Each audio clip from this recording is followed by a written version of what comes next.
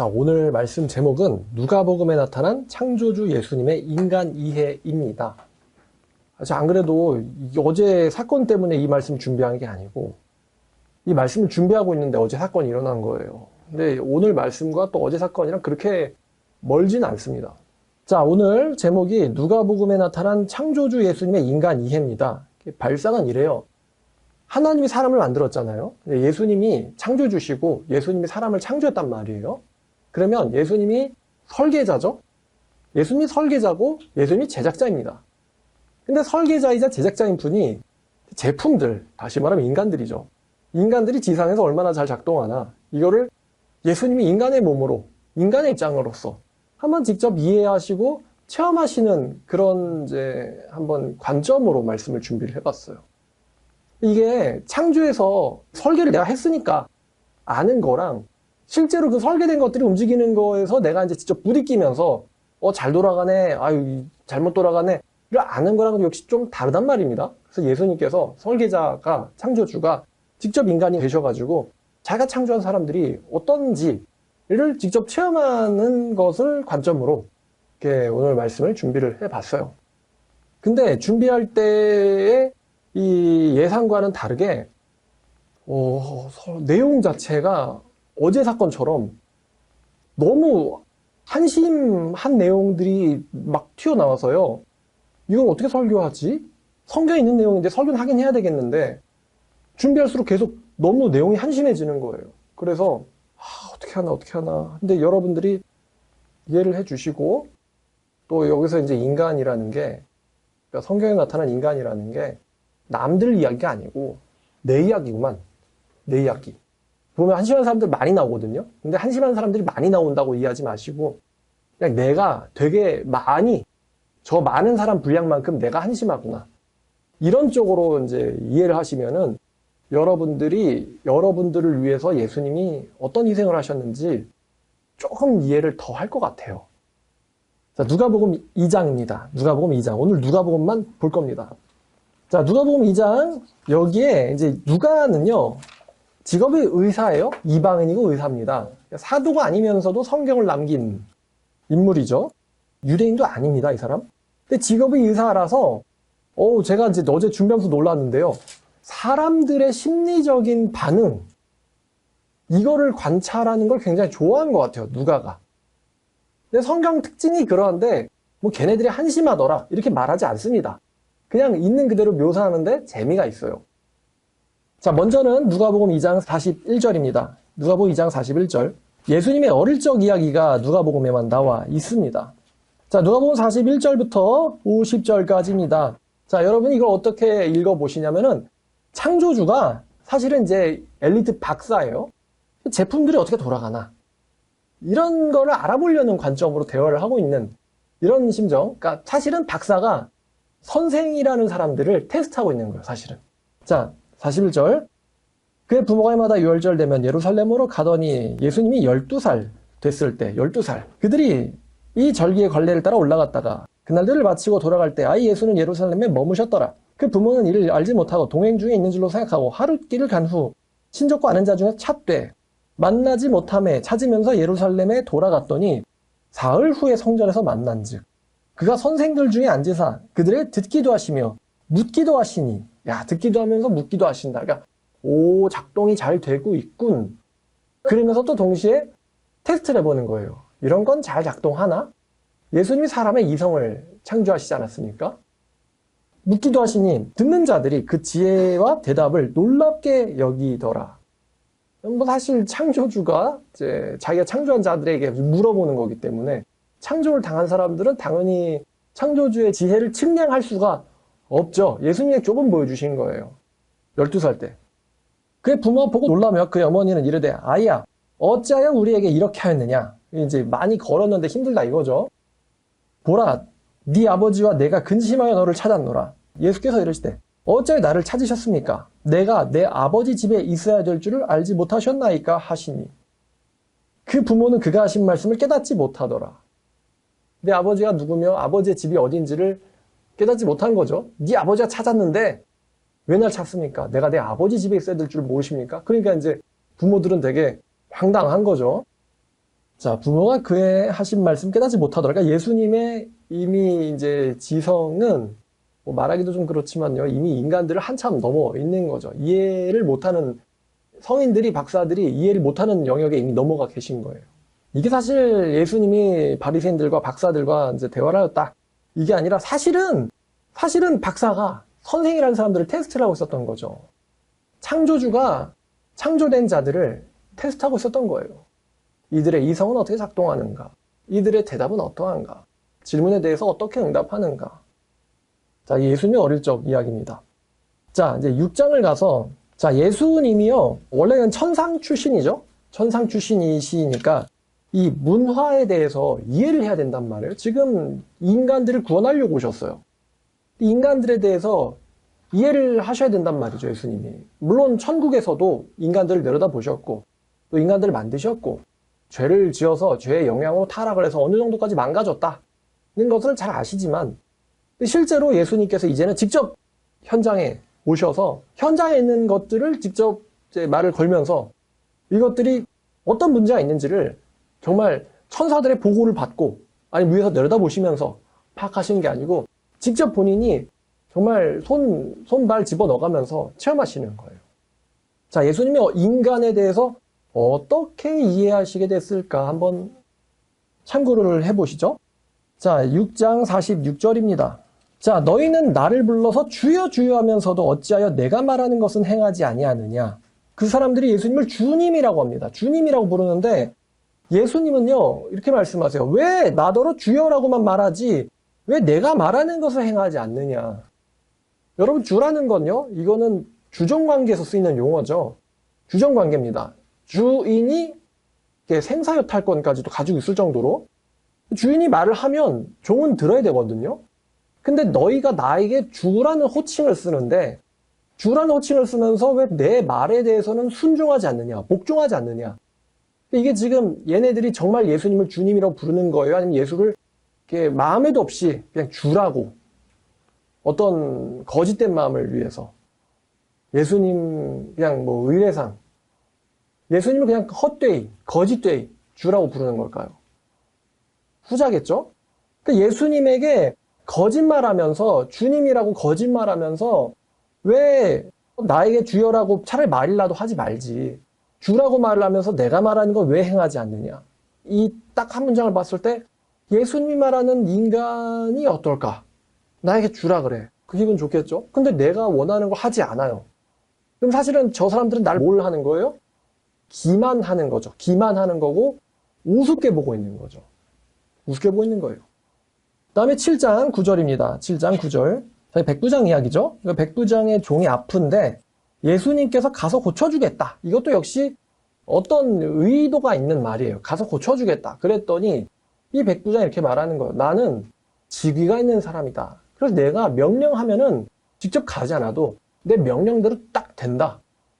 당신이 우리 집에 오실 것 없으시다. 당신은 권위가 있으신 분이니까 당신은 멀리서 말씀만 하셔도 당신 말씀대로 될 줄을 내가 믿는다.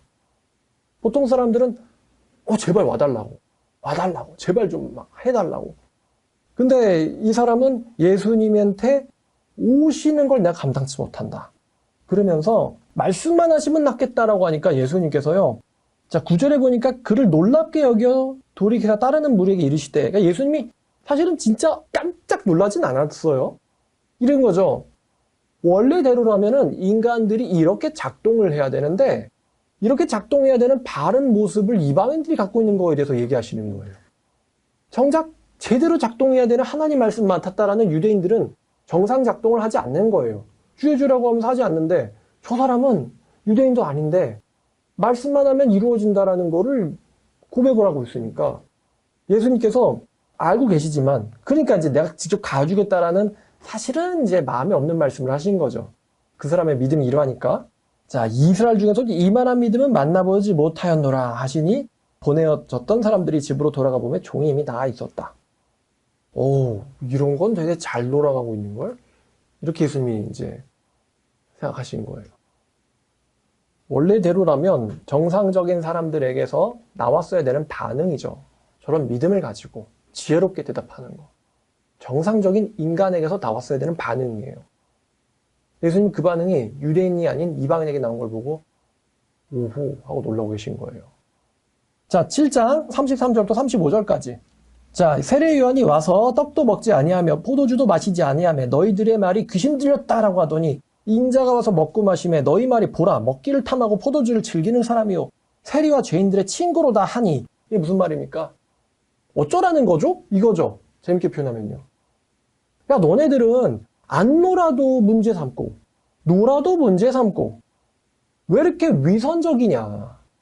왜 이렇게 위선적이냐? 안 노는 사람한테는 답답한 인간이라 그러면서 또 내가 또 술을 마시고 사람들이랑 어울리니까 저 사람은 죄인들의 친구라고 이렇게 정죄라니까 어쩌라는 거죠? 예수님이 지금 세리들과 바리새인들의 이 사람들의 위선을 지적하시죠. 모순과 위선이요, 사실. 모순과 위선을 지적하세요.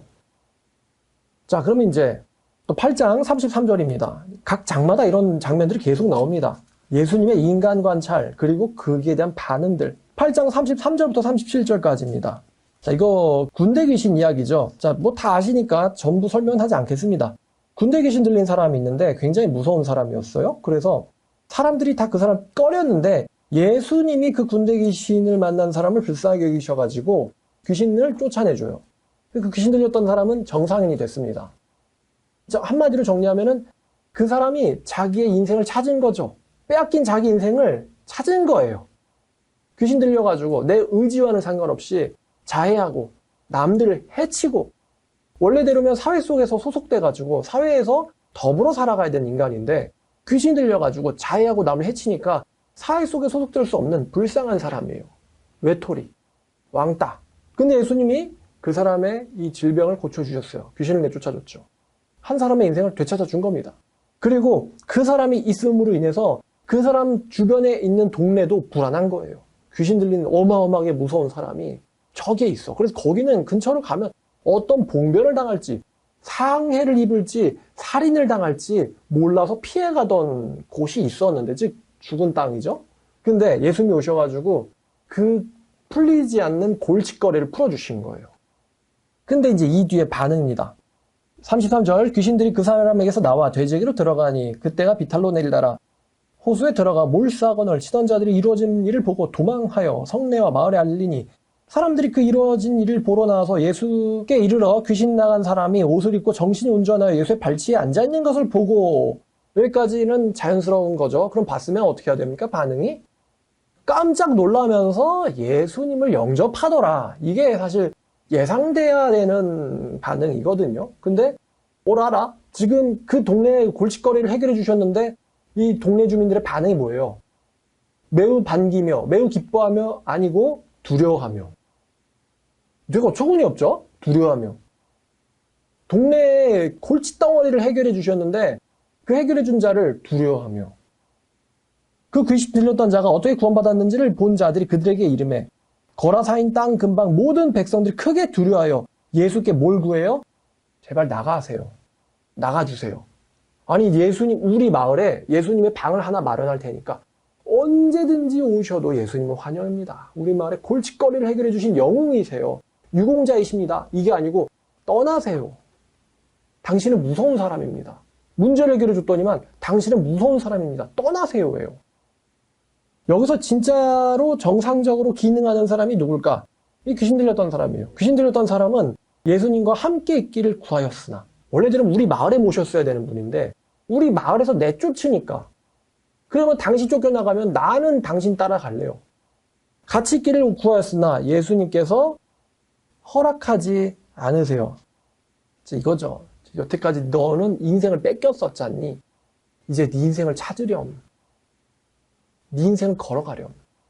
그러면서 어떻게 하나님이 너에게 큰 구원을 베풀었는지를 같이 전하렴. 그러니까 이 사람은 정말 같이 있기를 원하는데 예수님이 허락하지 않아서 예수님께 순종해서 자기의 인생을 살면서 예수님이 하신 일을 전하려는 길을 갑니다. 자, 근데 여러분 마을 사람들과 한번 생각해 보시죠. 내가 이 동네 골칫거리를 아무도 해결 못하는 골칫거리를 해결해 줬더니만 나더러 무서운 사람이라고 나가라는 거예요. 그럼 여러분들 감정이 어떨까요? 성질 날 수도 있고 굉장히 서운하지 않을까요? 서운하죠? 영접받아야 되는 사람이 내쫓김을 당했을 때 이게 지금 뭐 사실 내쫓는 거나 마찬가지 아닙니까? 무슨 괴물 취급하면서 무서워하면서 말이죠. 되게 이것도 미개하지 않습니까?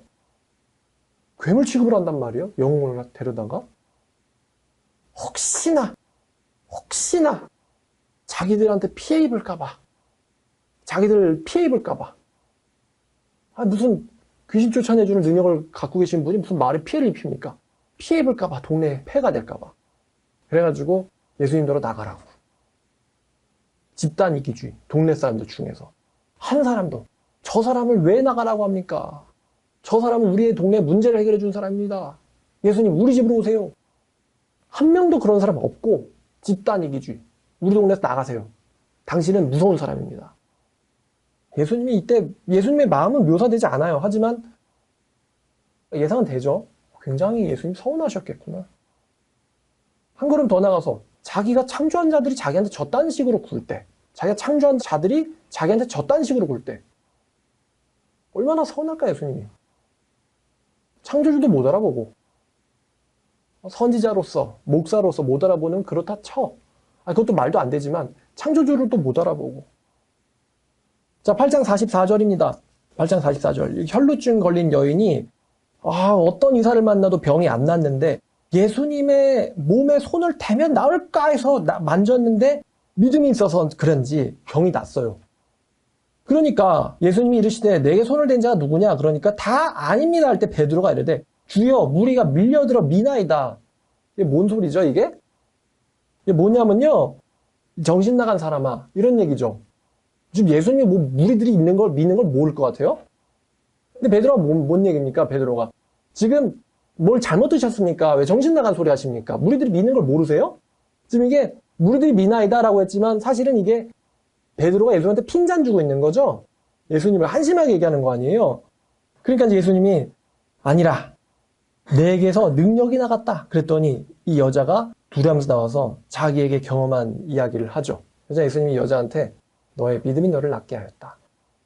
사실 이 얘기는 주변에 있는 무리들과 핀잔 주고 있는 베드로한테 한 이야기이기도 합니다. 너희들 중에서 나에게 핀잔 줄 줄 알지 내 능력을 알아보고는 믿음으로 나를 만지는 자는 없구만. 이 얘기거든요. 창조주가 핀잔당하고 있어요. 창조물들한테. 지금 뭔 소리 하시는 거예요? 답답한 얘기 하네 지금. 사람 이렇게 많은데 누가 나를 만졌냐고? 정신 차리쇼. 아침부터 술 드셨어요? 지금 이거예요. 좀 이게 적나라하게 표현하면. 자, 8장 49절입니다. 자, 아직 말씀하실 때 회당장 집에서 사람이 와서 말하되 당신의 딸이 죽었나이다. 선생을 더 괴롭히지 마소서 하거늘 예수께서 또 그걸 들으시고는 이르시되 두려워하지 말고 믿기만 하라. 그리하면 딸이 구원 얻으리라. 그 집에 이르러 베드로와 요한과 야고보와 아이의 부모 외에는 함께 들어가기를 허락하지 아니하시니라. 모든 사람들이 아이를 위하여 울며 통곡하매. 통곡을 해요. 불쌍하죠? 예수님이 그들한테 문제는 이제 더 이상 없다. 그 아이는 죽은 게 아니라 단지 잠들었을 뿐이다. 하니까 통곡하는 사람들이 갑자기 예수님의 말을 듣고는 비웃더라. 선지자라는데 죽은 거랑 자는 것도 구분을 못하네. 저런 엉터리 선지자 하면서 예수님을 막 비웃고 있어요. 예수님이 지금 비웃음 당하려고 거길 걸어간 겁니까? 예수님이? 창조주가 거기까지 비웃음 당하려고 갔어야 됐어요? 내가 살릴 건데 죽은 거나 자는 거나 문제가 안 되는데 너네들한테 죽은 거지 나한테는 자는 거나 마찬가지야. 깨우면 되거든. 예수님이 그 아이를 깨웁니다. 일어나라. 깨우는 이야기죠. 일어나세요. 깨우는 이야기예요. 그러자 그 아이의 영이 돌아와서 아이가 일어나거늘 예수께서 먹을 거를 주라 명하시니. 그러니까 예수님이요. 사실 창조주 아닙니까? 그러니까 죽은 사람이든 아픈 사람이든 문제가 안 되죠. 귀신 들렸든 아프든 죽었든 문제가 안 돼요. 근데 무한한 능력을 가진 자인데도 불구하고 사람들한테 계속 당하는 거는 비웃음, 핀잔, 무시, 계속 이거를 당하시는 거예요. 예수님이. 그러니까 예수님이 정말 무슨 호구가 아니고 정말 이성과 지혜가 너무 뛰어나신 분인데 예수님이 무시당하신다고 예수님 기분 안 나쁘실까요? 예수님 핀잔 당하신다고 기분 안 나쁘실까요? 근데 예수님이 기분 나빠하셨다 이런 표현 안 나와요. 참으시는 거죠. 다만 우리가 이걸 보면서 예수님도 기분 나빴겠다 이렇게는 안 봤어요. 그냥 예수님이 재밌는 일들 하시는구만 이렇게만 봤지. 그럼 예수님이 이렇게 사람들한테 계속 무시 멸시 당할 때 예수님 안에서 형성되어 가고 있는 인간이라는 인간상에 대해서 인간이란 무엇인가? 자기를 도와준 사람들한테 어떻게 행동하는 건가? 인간이란 무엇인가? 도움이 필요한 자에게 어떻게 행동하는 것인가? 도움을 받은 사람에게, 도움을 준 사람에게 어떻게 대접하는 게 인간인가? 자기보다 지혜로운 사람, 자기보다 능력 있는 자에게 어떻게 대하는 게 인간인가? 지금 예수님에게서 인간의 군상이, 인간상이 형성되고 있다라고 한번 가정을 해보는 거예요. 예수님 천국에서 이렇게 무시당하셨겠어요? 천사들한테? 지금 뭐라고 하신 겁니까? 천사 이렇게 예수님한테 따질까요?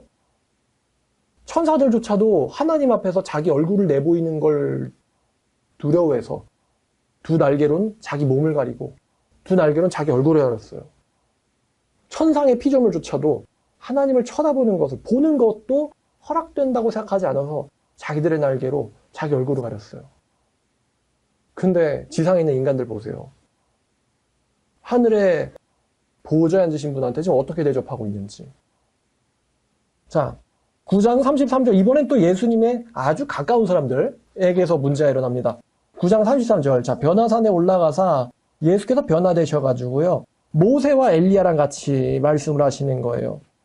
자, 모세, 엘리야는 이 사람들은 이제 예수님이 하실 일을 다 알고 있죠. 그래서 예수님과 이런 거에 대해서 얘기하고 있는데 베드로와 및 함께 있는 자들은 깊이 졸다가 깨어나서 예수의 영광과 함께 선 두 사람을 보더니 두 사람이 떠날 때 베드로가 예수께 여짜오되 우리의 여기 있는 것이 좋사오니 초막셋을 짓 때 주를 위하여 모세를 위하여 엘리야를 위하여 지읍시다라고 하니 자기가 무슨 말 하는지도 알지 못하더라.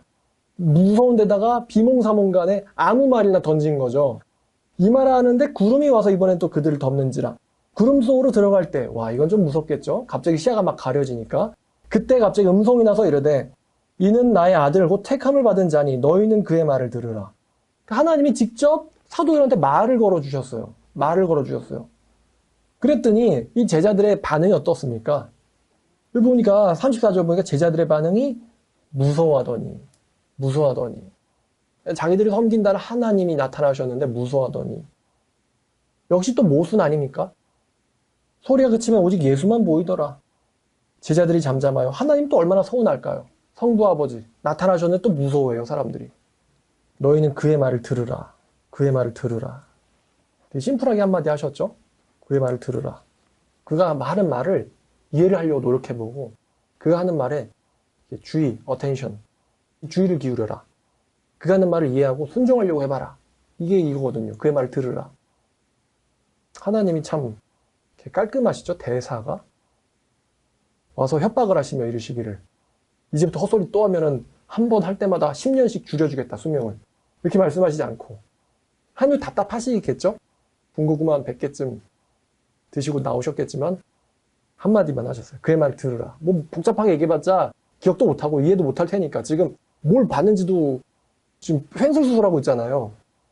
자, 또 제자들이 문제를 일으킵니다. 자, 9장 53절입니다.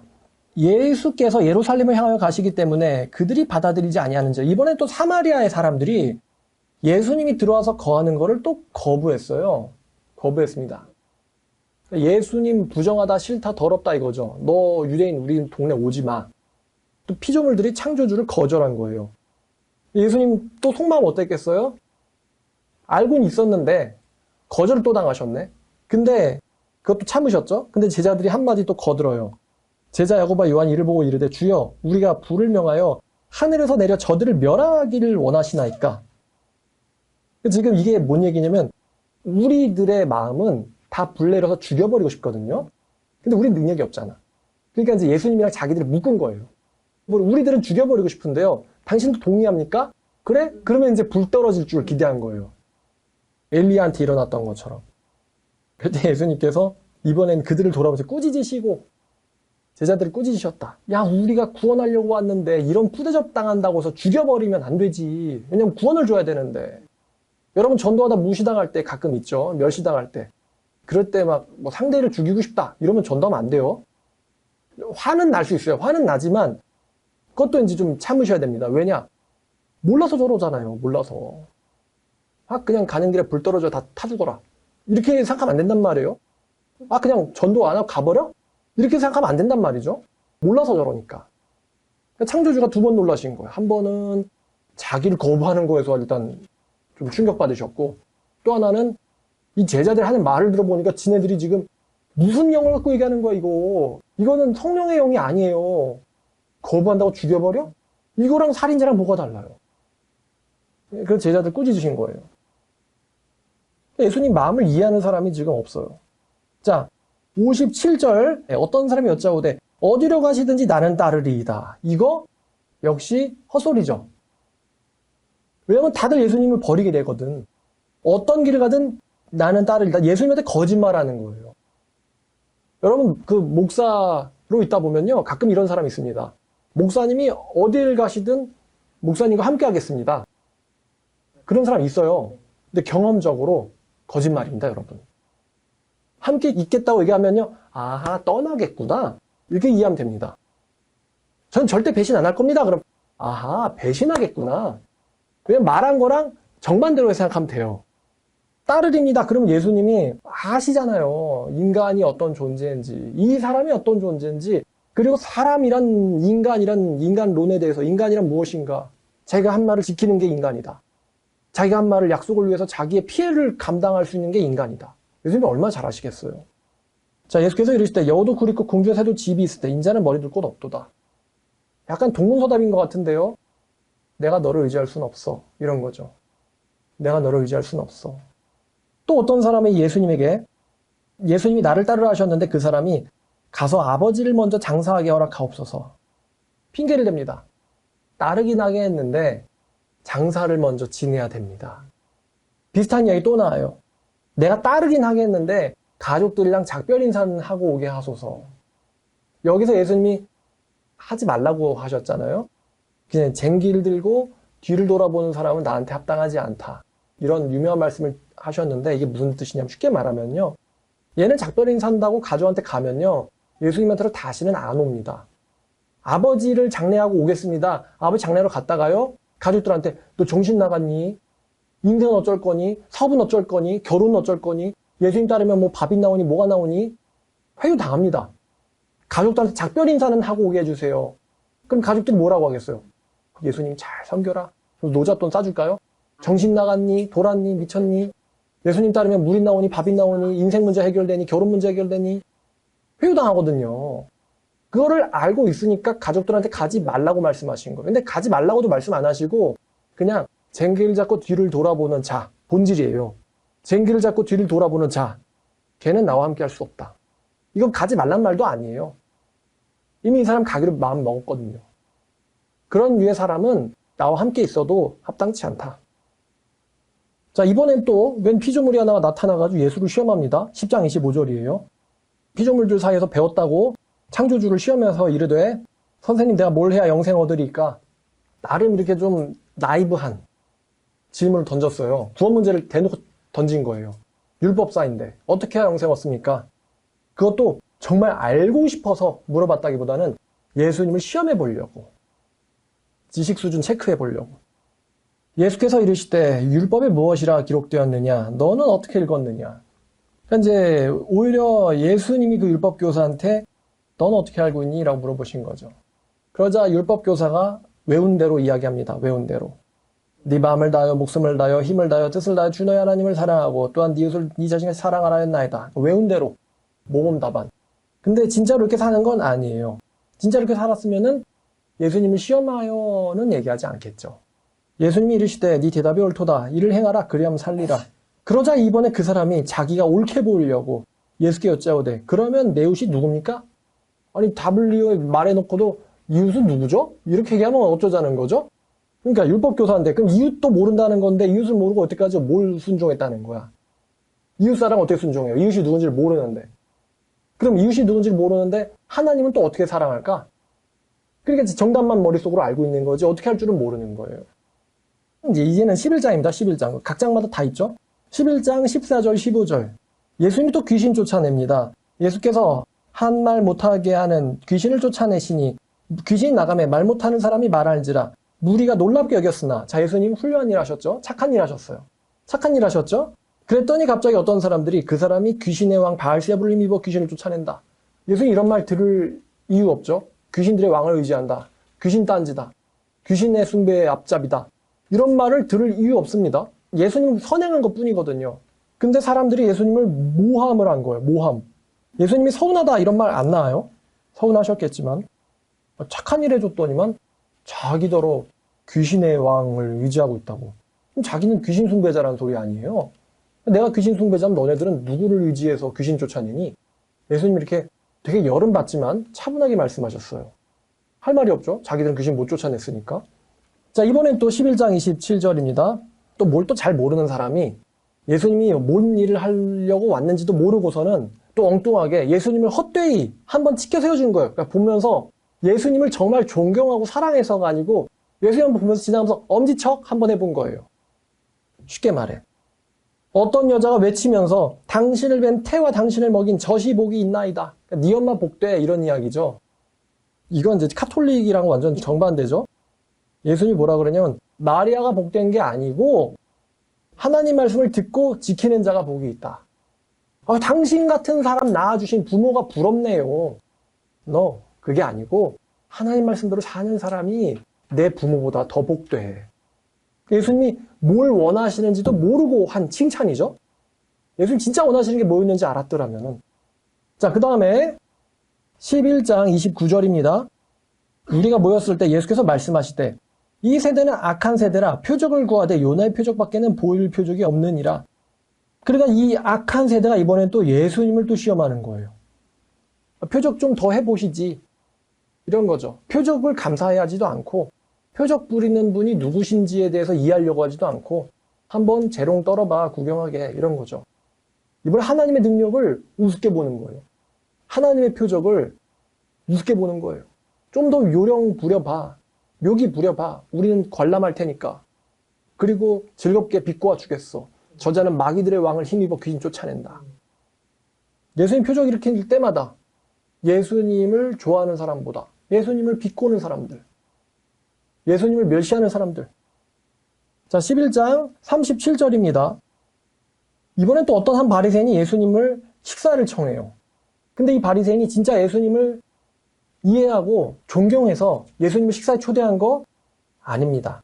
나 돈 많으니까 우리 집에서 한 끼 드시면서 당신의 머릿속에 있는 거 너 한번 좀 썰을 풀어보시지. 이런 태도예요. 또 시험하는 거죠. 위선을 떠는 거예요. 예수님이 손 씻지 아니하심을 보고 그 바리새인이 뭐 이상히 여기는지라. 이상히 여겼다라고 나와 있지만 사실은 이제 멸시한 거죠. 저자는 하면서.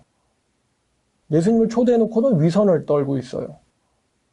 자, 이번엔 또 식사하러 나오시는데 53절입니다. 이번엔 또 바리새인들, 서기관들이 모여가지고 예수님께 달려듭니다. 달려들어서 여러 가지를 따져오고 또 입에서 나오는 말을 책 잡고자 하여 노리고 있더라. 이제 대놓고 예수님에게 적개심을 표현하기 시작했어요. 서기관 바리새인들이. 적개심을. 여태까지는 그냥 좀 비아냥만 하다가 이제는 고소할 각을 보고 있어요. 놔두면 안 되겠군 하면서. 예수님 뭐 했어요? 선행하고. 화 안 내고 참고. 선행하고. 계속 비아냥거리더니 이번에 고소할 궁리를 하기 시작했어요. 자, 12장 13절입니다. 예수님이 지나가시니까 갑자기 어떤 사람이 자, 13절 무리 중에 한 사람이 이르되 선생님 나와 내 형을 명하여 유산을 나와 나누게 하소서. 이건 뭐죠? 예수님의 권위나 명성이나 인기를 이용해서 자기의 이득을 취하려는 행동이죠. 당신은 인기인이니까 당신이 말하면 우리 형도요 왠지 들어줄 것 같거든요. 그러니까 재산을 명하게 한마디로 나한테 좀 더 지분 더 많이 달라고 얘기하라는 거예요. 예수님을 목사나 선지자가 아닌 자기 이득을 위하여 예수의 명성을 이용하려고 군 거죠. 그래서 예수님이 거절하십니다. 누가 나를 재산 나누는 자로 세웠냐. 문제가 이건데 네가 나를 따르는 무리 중에 있다고? 지금 네 문제의 본질은 뭐냐? 탐심이야. 너는 거듭나지 못했고 하나님을 사모하지 않고 너는 나를 따른다고 하는데 내 무리 중에 있다고 하는데 네 마음속에 있는 건 사실은 탐심이야. 나랑 좀 같이 다녀줬으니까 이제 좀 부탁해보는 거일 것 같은데 재산 나누라고 나누게 도와달라고. 근데 난 재산 나눠주려고 너랑 친하게 지낸 게 아니야. 난 너의 구원 문제 때문에 온 거지. 또 예수님 이용해요. 자, 이번에는 13장 1절입니다.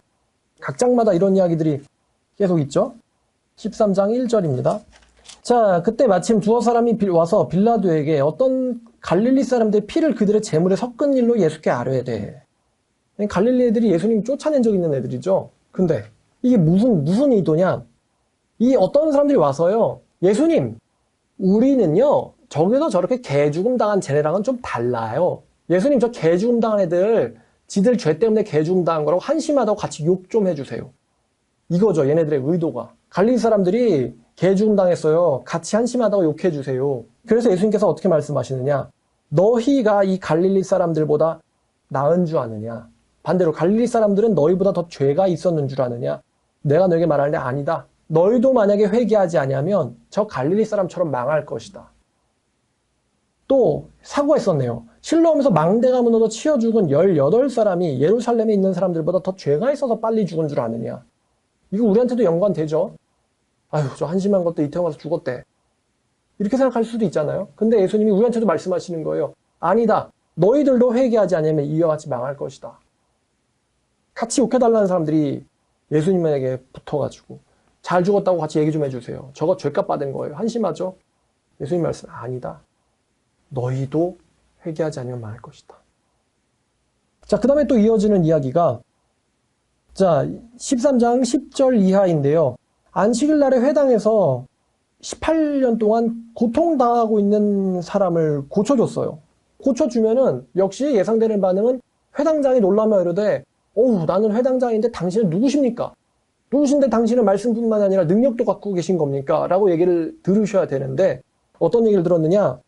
또 비아냥과 비꼬미예요.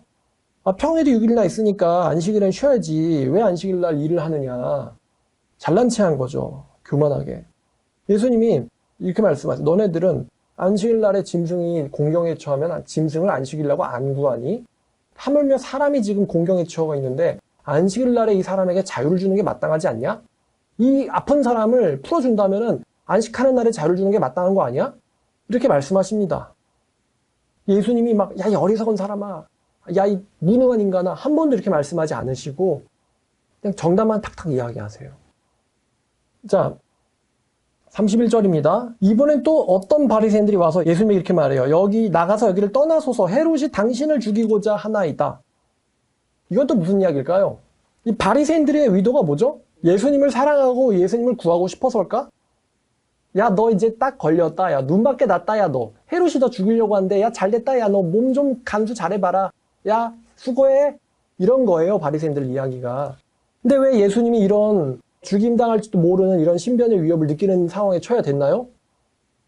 그 이유는 뭡니까? 진리를 전했기 때문이에요. 진리를 전했기 때문. 근데 원래 진리를 전해서 사람들을 교정해야 되는 일을 원래 해야 되는 사람들은 누구죠? 누가 예수님한테 지금 비아냥거리려고 왔어? 누가 비아냥거리고 있어 지금? 바리새인들이 비아냥거리고 있죠? 그럼 예수님 말씀이 야 진리를 전해서 비진리를 따르는 사람들한테 협박이나 위험을 당해야 되는 사람들은 너네들도 아니야? 근데 너네들은 바리새인이라고 하면서 백성들한테 진리를 전하진 않고 한 이득만 취하려고 하니까 내가 그 일을 한 것뿐인데 근데 그 내가 위험에 처했다고 이제 와가지고 야 너 이제 망했다 야 이렇게 얘기하는 그 이들의 그 심리. 그러니까 예수님이 가서 저 여우에게 가서 말해라. 야 헤롯한테 여우라고 말도 못하는 너네들이 가서 여우라고 말해라. 내가 귀신 쫓아내고 병을 고치고 3일 날에는 완전하게 되리라. 지금 이 예루살렘 출신들, 예루살렘의 바리새인들이 계속 예수님을 비아냥. 바리새인들은 예수님이 위기에 빠진 것을 굉장히 좋아한 것 같아요. 자, 지금 이러한 문맥들 가운데서요. 지금 예수님이 얼마나 많이 사람들한테 치이고 다시 말하면 당하셨습니까? 지금 기록된 것뿐만 아니라 기록된 것도 지금 계속 이적이 나왔다면 무조건 예수님을 멸시하는 이야기들이 붙어 다녀요. 예수님한테 허세 떠는 애들. 예수님을 한번 좀 속여보려고 예수님을 그냥 허풍쳐서 칭찬한다거나 예수님 따라준다고 말만 해놓고는 가서 자기 이득을 챙기려는 인간들. 이런 사람들이 예수님 주변에 바글바글한 거예요. 예수님을 어떻게든 이용하려고. 이용하든지 짓밟고 멸시하든지.